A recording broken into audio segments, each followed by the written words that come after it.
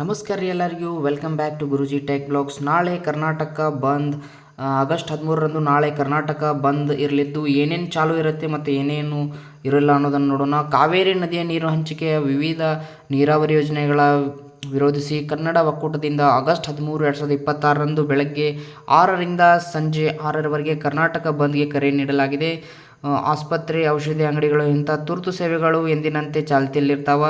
ಆದರೆ ಸಾರಿಗೆ ವ್ಯವಸ್ಥೆ ಹಾಗೂ ವಾಣಿಜ್ಯ ಮಳಿಗೆಗಳು ಏನಪ್ಪ ಅಂದ್ರೆ ವ್ಯತ್ಯಯವಾಗುವ ಸಾಧ್ಯತೆ ಐತಿ. ಇದರಲ್ಲಿ ಏನೇನು ಚಾಲೂ ಇರ್ತೈತಿ ಮತ್ತು ಏನೇನು ಕಾರ್ಯನಿರ್ವಹಿಸ್ತಾವ ಅನ್ನೋದನ್ನ. ಹಾಗಾದರೆ ನಾಳೆ ಆಗಸ್ಟ್ 13ರಂದು ಏನೇನು ಚಾಲೂ ಇರ್ತಾವ ಅಂತಂದರೆ ಆಸ್ಪತ್ರೆಗಳು, ನರ್ಸಿಂಗ್ ಹೋಮ್ಗಳು ಮತ್ತು ತುರ್ತು ವೈದ್ಯಕೀಯ ಸೇವೆಗಳು, ಮೆಡಿಕಲ್ ಸ್ಟೋರುಗಳು ಹಾಗೂ ಔಷಧ ಮಾರಾಟ ಮಳಿಗೆಗಳು, ಬ್ಯಾಂಕ್ಗಳು, ಹಣಕಾಸು ಸಂಸ್ಥೆಗಳು, ಆಮೇಲೆ ಶಾಲಾ ಕಾಲೇಜುಗಳು ಏನಪ್ಪ ಅಂದರೆ ಶಾಲಾ ಕಾಲೇಜುಗಳಿಗೆ ಶೈಕ್ಷಣಿಕ ವೇಳಾಪಟ್ಟಿಗೆ ಯಾವುದೇ ತೊಂದರೆ ಆಗದಂತೆ ಎಂದಿನಂತೆ ಏನಪ್ಪ ಕಾರ್ಯವನ್ನು ನಿರ್ವಹಿಸ್ತಾವೆ. ಶಾಲಾ ಕಾಲೇಜುಗಳಿಗೆ ಯಾವುದೇ ರಜೆ ಇರುವುದಿಲ್ಲ.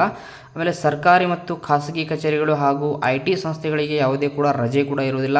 ಆಮೇಲೆ ಬೆಂಗಳೂರಿನಂತಹ ಸಿಟಿಗಳಲ್ಲಿ ಮೆಟ್ರೋ ಹಾಗೂ ವಿಮಾನ ನಿಲ್ದಾಣ ಸೇವೆಗಳು ಚಾಲ್ತಿಯಲ್ಲಿರ್ತಾವೆ, ಕಾರ್ಯನಿರ್ವಹಿಸಿರ್ತಾವ, ಚಾಲೂ ಇರ್ತಾವ ಅಂತ ಹೇಳ್ಬೋದು. ಹಾಗಂದರೆ ಇನ್ನು ಏನೇನು ಇರುವುದಿಲ್ಲ ಅಂತಂದರೆ ಸ್ಥಳೀಯವಾಗಿ ಏನೇನು ವ್ಯತ್ಯಯವಾಗಬಹುದು, ನಾಳೆ ಏನೇನು ಬಂದ್ ಇರುತ್ತೆ ಅನ್ನೋದನ್ನು ನೋಡೋಣ.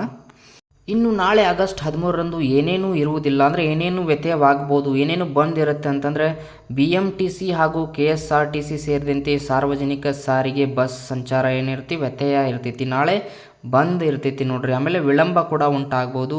ಆಟೋ ರಿಕ್ಷಾ ಮತ್ತು ಖಾಸಗಿ ಟ್ಯಾಕ್ಸಿ ಅಥವಾ ಕ್ಯಾಬ್ ಸೇವೆಗಳು ಲಭ್ಯವಿರುವುದಿಲ್ಲ.